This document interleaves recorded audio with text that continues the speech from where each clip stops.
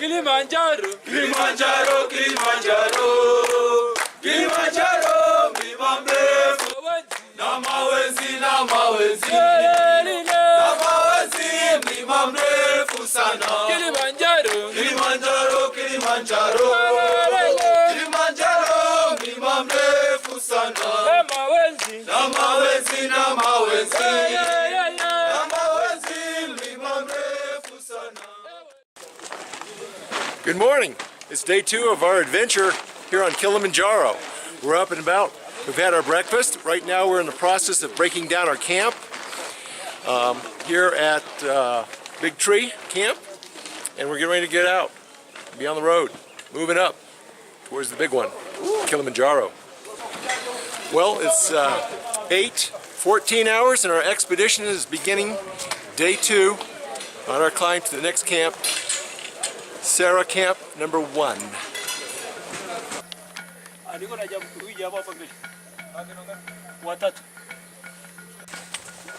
This morning we're walking through some very cool forested area, and Amani behind me said today we'll be breaking out into the next region on the mountain, which is called the Moorland region. So, but right now it's gorgeous, it's the right temperature, it's nice and cool, it feels like about maybe 55 degrees. Whoops, we stopped for a break. We're in an area which we're calling the moss forest. It looks very much like Spanish moss that you see back in Alabama and Florida along the Gulf Coast. I'll show you some.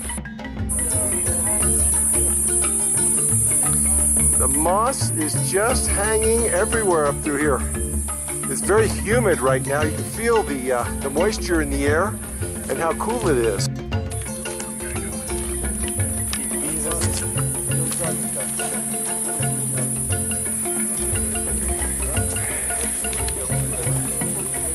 Here comes our crew.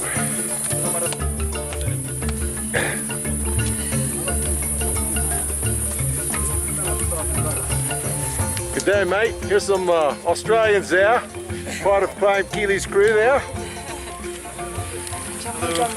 Jambo, Jambo. Well, now we're making our transition out of the forest into the moorlands.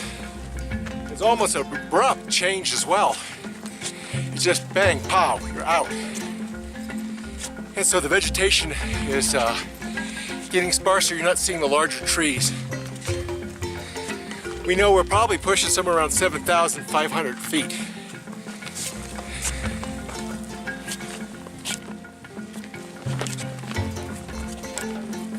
We're going low, slow to the tempo.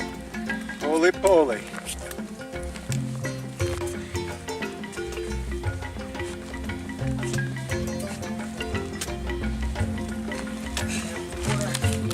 We're come through.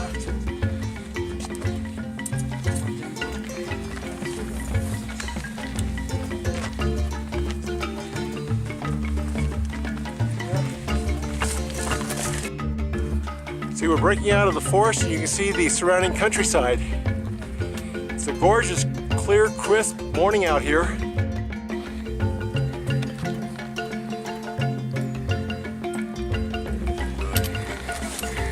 What are you doing?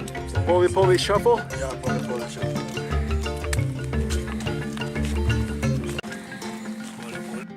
Yeah, we are going near at the top of that one, but not exactly at the top. And then go to the left, where it's going to be somehow easier from that edge there. Very good. But we'll go to the valley down there and then go up and follow the ridge we can see in that side. One of the things about day 2 on the Lemosho Route is there's a lot of up and down hills. And you can see way out in the distance the additional porters and climbers moving across the valley, then back up again, going all the way up the ridge line, going back up towards the top. You're wondering where we get our water on the mountain. There's a lot of streams here in Kilimanjaro. So every day the porters pick up the water. Woohoo! Cool, fresh. Out in the distance, you can see many of the climbers have stopped for a quick break. And you can see there's the route we came across as we came through the Moorlands. It is a lot of up and down hills. And so this is a really important point that when you're training for Kilimanjaro, especially for day 2, you've done a lot of stair climbing exercises. That'll toughen up your legs for uphill as well as all the downhills you'll do in the same day. Once again, there's the trail that we have traversed down into the valley, passing the stream, then coming up to that high point there, taking a break, and then we've run the ridge line all the way up through here. And there's some of our intrepid climbers. We got Pierre and Grant. And now we have this way to go, all the way along here. All the way, you can see the larger groups out there. They're amassed. Then we'll be climbing up that ridge line all the way up to the plateau up towards the top of those rocks. I wanted to point out there off in the distance, you can see Mti Mkubwa Route rising up. That's where we were on Sunday 2 days ago. Well, it's been 2 days since we departed, and we just now came into view of the Jambo volcano. So, Kibu, this is it right here. So we're actually getting to where we're going to see the summit for the final push later on over the next several days. But this is pretty exciting to get up to the plateau, the Shira Plateau, and make our way towards the Kibu volcano cone. Out in the distance is Shira I Camp. This is the Shira Plateau. Again, there's the Kibu volcano up there. I just wanted to let you see how beautiful it is out here. It's just a long sloping valley going down, back off into the distance. And what is interesting is this portion out here used to be a volcano as part of the line, and it's just over the years erosion has taken it down. Been good. We should be at camp soon. We're almost there. We've encountered a little friend up here, sunbathing on a rock, even though there's no sun.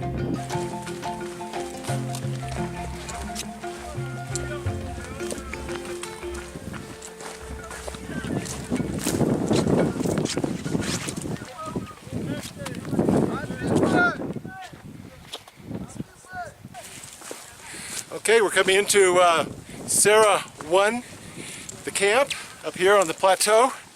It's now 12:59, official expedition arrival time, and everyone's doing pretty strong. We made a pretty quick pace. We left, like I said, this morning around 8:14. It's now basically 1 o'clock, so we covered the area in a little less than 5 hours, 7 kilometers. Now it's time to do what we're always supposed to do every day when we get to camp, and that is check in. I'm going to change my occupation every day.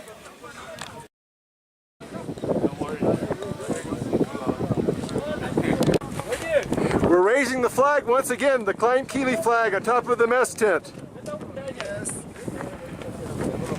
Excellent. And salute. Well, we have a bunch of buddies out here. They're taking advantage of popcorn that's been blowing in the breeze. So, a special treat for all the birds up here. And Gaston, how long have you been working for Climb Kili? I've been working for Climb Kili for 5 years now. 5 years? Yes. And you say you've been to the top? I've been to the top more than 100 times. Wow, 100 times. Yes. So you must like this job if you go 100 times to the top? I like this job, that's why I've been here for a long time.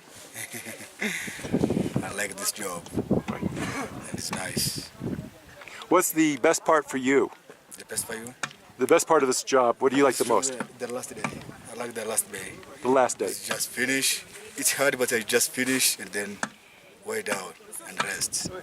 So I like the last day. Very good.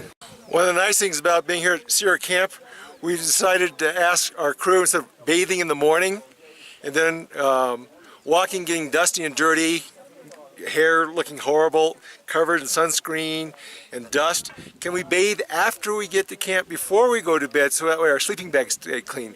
So they're letting us do that. They have brought us out a bowl of water, hot water, to use.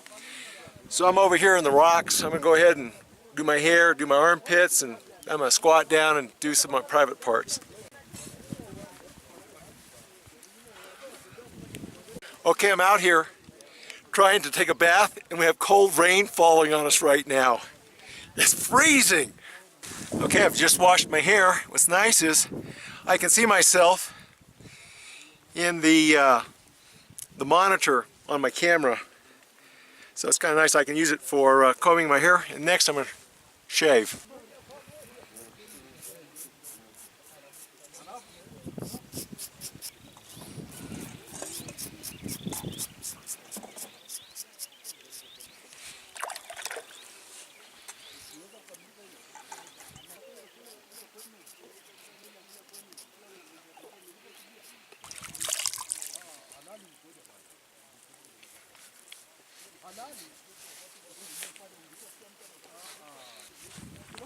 And voila, clean shave, ready for tomorrow.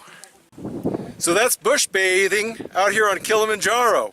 When you're on an 8-day trek, really, you're gonna find after 2 days, you're gonna feel like you need to get cleaned up, and it really is a good idea. Best time to do this in the afternoon when it's still warm, but if you try and do it in the morning, it's way too cold. The water doesn't stay hot long. So my recommendation is talk to your guides. If you're out here, ask to do it in the afternoon after you get to camp. You've had your lunch or whatever, and it's warm, so you can strip down.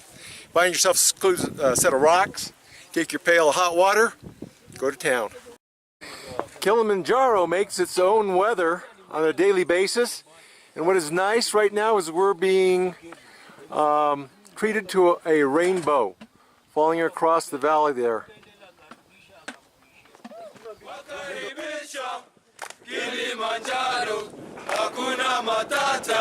Weka watakwenda, Hakuna Matata. watakula buffet. Hakuna Matata. Mambo, mambo, mambo. Hakuna Matata. Jambo. Jambo Bwana, habari gani? Nzuri sana. Wageni wakaribishwa Kilimanjaro. Hakuna Matata. Hakuna Matata. Hakuna Matata.